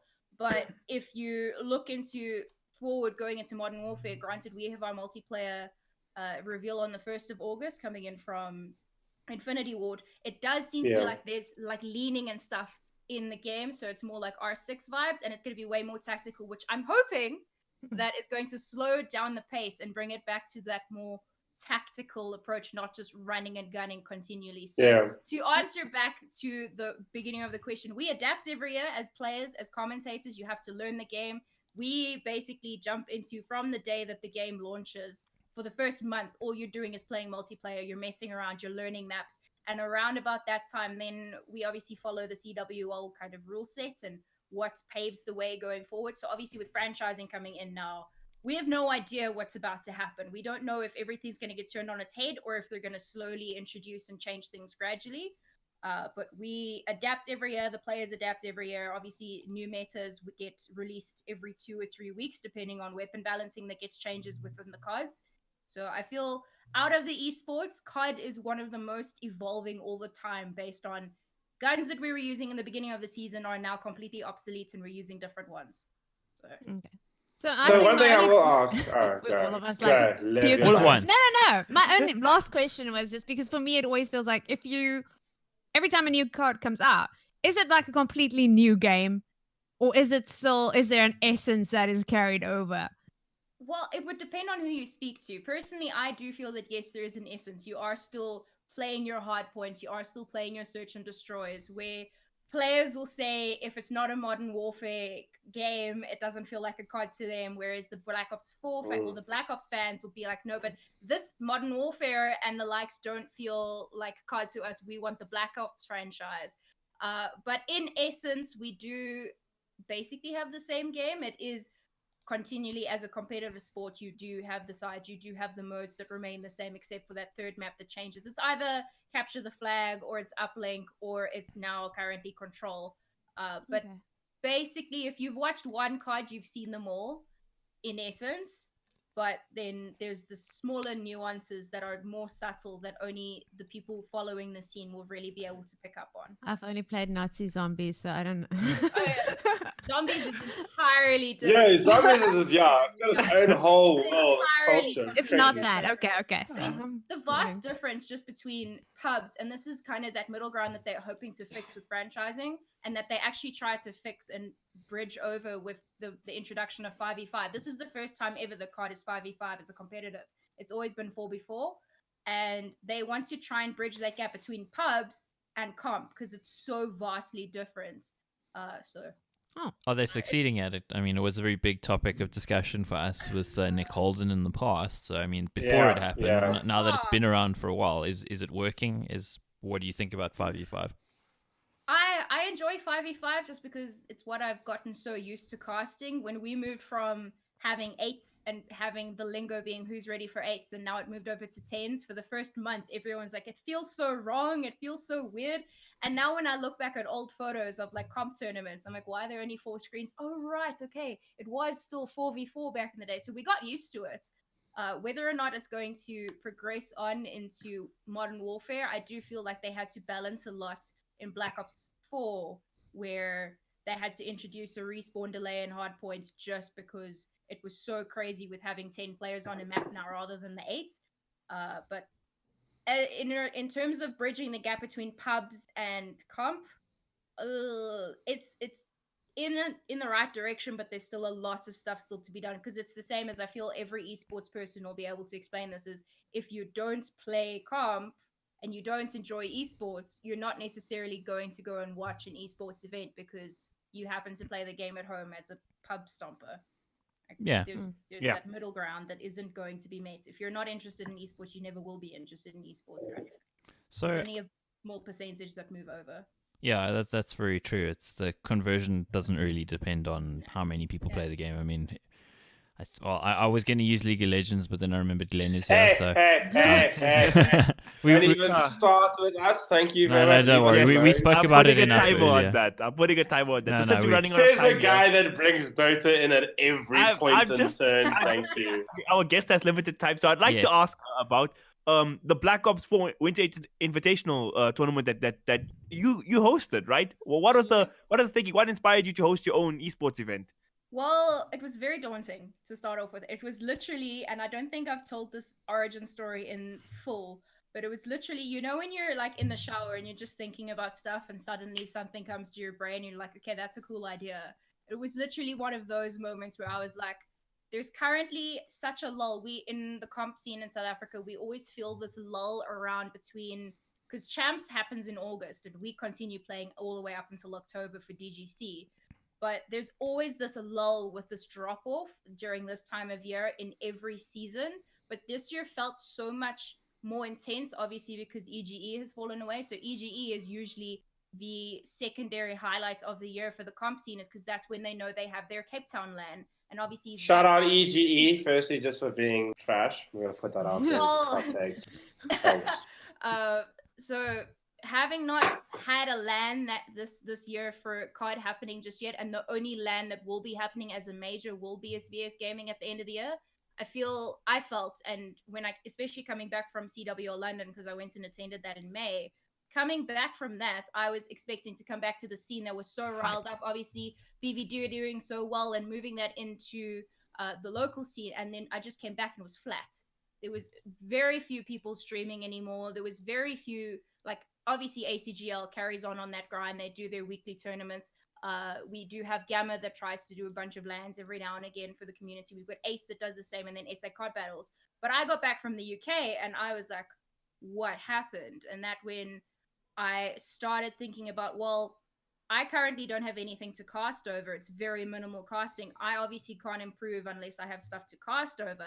But in the same breath, the guys in the scene don't have anything to play for at the moment. So why not try something new and just test out the waters? So I'm not trying to be a tournament organizer. It just so happened that the only way to get something done was to host an event. And I messaged a bunch of friends that were originally the friends I told I was going to start casting, and they were super supportive to start off with.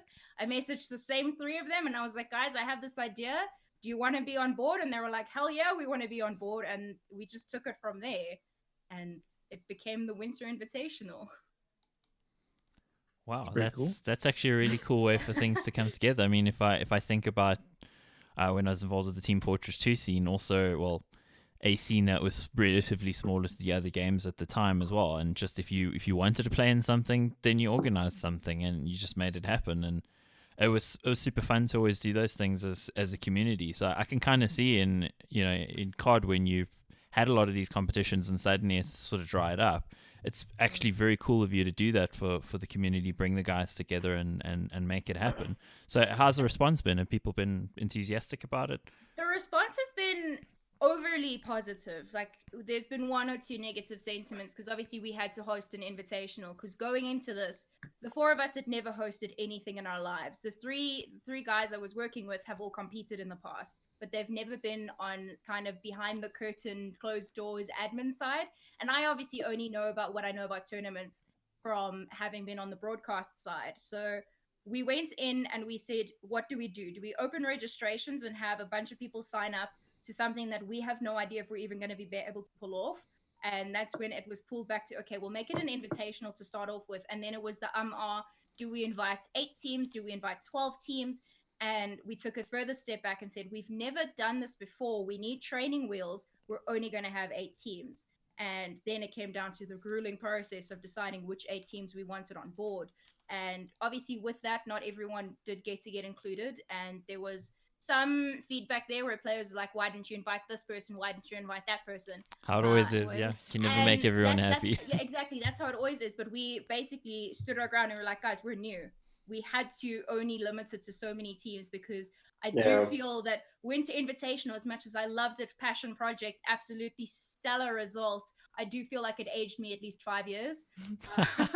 Like, genuinely, because I did not realize going into, because just from not trying to like boost my own ego here, but I ran the entire production side on my own, because it was running off of my laptop here at home, doing all this stuff. I had our one caster joined us from Portugal, the other caster joined us from the UK, and the other one based in Johannesburg couldn't get to Pretoria in time to do the events, and then the other was in Cape Town. So I had no one in-house to be able to do artwork and the stream stuff with me. So over and above worrying about production and everything about that, we were doing everything via Discord and WhatsApp groups, and there's only so much that you can do. And I come from an agency where I'm so used to having a group of people where you can like converse with, and there's only so much stuff that you can bring over to the table in like voice. So it was definitely overwhelming success, and it's been so positive. Majority of the KChicktay scene has been like, we need more of this, we want more. People are already asking when's summer invitational. I was like, I need a nap, please. I need a nap. Yes. But it did what it overly like delivered on what we were expecting, because I actually had this joke with the scene. Well, I actually had a joke with the team when I sent out the initial invites. I'm not someone that's necessarily scared of rejection. Like, you either like me or you don't, cool, whatever. But the second I sent out those 8 invites to the teams, I was immediately scared of between 16 and 21-year-old guys rejecting me, saying, we want nothing to do with your tournament, thank you. And I was like, oh my God, what if no one like shows up? That was my second concern, was with the streams, is what if no one wants to tune in for something that we're trying to do here? And that was complete opposites. I mean, on stream, I think on the first Saturday, we peaked at 113 viewers, which is the most I've ever had on a Call of Duty stream to start off with. And it was just mind-blowing to see the community come in and be like, Chani, this was great. Lala, this was great. Brad, Jason, Edgar, like, this was amazing. We want to see more of it. And hopefully going into the future, there will be more, but genuinely did age me 5 years. Sorry to hear Like that. Shani, I mean, to the point that you talk about that fear of where you kind of bring something to the community and then people don't, you have that worry that they're not really going to react to, or. And I think it's been an issue in the past with Dota, where a lot of Dota players, like locally, have gone like, oh my gosh, we want more tournaments. And when a tournament arrives, it doesn't really meet the needs. And obviously recently there's been quite a bit of drama sort of happening around the COD scene. I don't know, and I say drama, and I'm like, no. But what I mean more in the sense of just kind of sort of Metalstate going, we need to rethink how the format's going to work in terms of going forward. They'll go from having sort of, 50 plus teams at the beginning of the season, and then like more than half drop out, right? So my real question to you is kind of like looking at the scene and looking at sort of KChicktay right now. What does it need to do to be sustainable? Because I think looking at the Winter Invitational, amazing. Like, it did well, but it was very structured. It was done well, and it didn't leave room for that sort of. No, I didn't hear it. I thought it was great. So what do you think in terms of the COD scene? Because you also kind of backed up what Barry was saying when he was kind of going, guys, we can't tell sponsors if we're going to get 59 teams and then half of them pull out. So what do you think sort of KChicktay needs to do to just genuinely kind of get to a point where you can actually do sustainable things the way that we see locally CSGO sort of doing? Well, I think this comes back to, and this is not me roasting or flaming anyone in particular. This is me just speaking from the heart and someone that's seen where the scene has come from. I mean, I supported ACGL long before they were even called ACGL. I mean, yeah. I remember whenever we go to events and it's Nick and it's Clint, obviously Zombie Dread, like, we discuss, like, do you remember when back in the day and this and that? And I was just Glenn's little sister that tagged along to these events. And I honestly just feel like... Not my sister, just for... No, viewers, sorry. Just so everyone knows. It's clear. So what would happen was, I just feel... KChicktay need to get back into the mindset of, it's not about prize pools, it's not what you're playing for, it's the fact that you're playing, so that we have consistent numbers once again, because I do feel like teams play together for a month, think that, okay, now we're good enough to beat Bravado, realize that they aren't. So actually Energy Esports now, since they did win Winter Invitational. But I feel the KChicktay community, as much as I love them, they do need to get like their priorities back in line with, we're never going to be this giant scene if no one's participating in the really small events that people are trying to put on. So stuff like SA Card Battles, which is a free to enter, like, happens like at least twice a week, if I'm not mistaken. ACGL that runs so many online ladders as well and has the Sunday 2Ks. I feel like the more people that consistently sign up to those, we can get back to having a healthy, sustainable scene where that you'll get 30 to 40 teams, and that's the biggest issue here, is that they stick in for the remainder of that tournament and they don't forfeit halfway through. Because that's what we're seeing a lot. Yes, I understand that 9 out of 10 times there will be an issue where someone cannot compete because of whatever circumstances are going on. But when it comes down to it, I do feel like teams need to learn to stick together a little bit more, actually work through the hard times rather than just throwing in the towel and moving over to another team. So just in terms of re-answering is, I really hope that there is this realization from old players, young players, and players coming into the scene is that you need to support everything that's going on in the community, whether it be content, whether it be tournaments, whether it be random online, not playing for any money, just literally playing for the sake of playing tournaments. So that when you do have your VSs, you do have your metal states, you do have your ACGLs going to sponsors, winter invitationals, whatever, going to sponsors being like, this is what we can produce and we know how many people are going to sign up. Those numbers actually stick. But I mean, and when you look at that in the sense of, so you look at sort of, and I mean, looking at this kind of issue that happened around percussion gaming, right? And obviously, a lot of it is speculation. It's a lot of, and so I'm not trying to get into sort of the drama side of that necessarily. But I just feel like when you look at kind of situations like that are happening in a scene that's still trying to grow, like, how do you kind of sidestep that and still try to make the scene kind of still go on a positive path, right? Because So this is something that KChicktay know I feel very strongly about. We can stand together without a doubt, and I don't care who else has anything to say about this. In the South African esports community, KChicktay 100% most active on Twitter, without a doubt. Loudest community on Twitter. 9 out of 10 times it is for the wrong things. So if they stand together, they make a hell of a lot of noise. Most of the time it is drama. We do have amazing opportunities where we do stick together and we do get our voices heard and we do end up trending internationally. We had #AfricaChamps back in 2017 that bounced around the Americas and Europe. So coming back to that, I do feel KChicktay, we're a young community. We do have, I think our oldest player at the moment must be about 23, 24. I could be speaking under correction. Majority of them are still in school. So obviously you're going to have the people taking to Twitter because that's where our platform is. And obviously then people jump on the bandwagon. So Twitter is our most valued asset, but also our biggest downfall, depending on what they stand for as a community. Because when they stand together, they make one hell of a noise.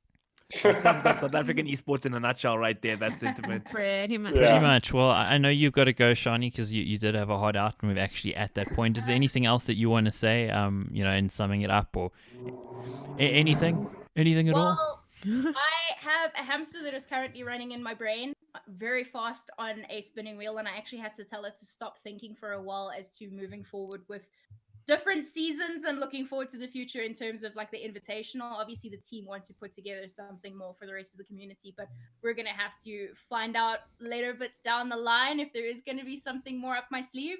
But really just thank you for leaving me the opportunity to come and chat about it, because obviously it's great to be able to discuss it and obviously enlighten more people about KChicktay as a competitive scene as well, because we are very different to the rest of the esports.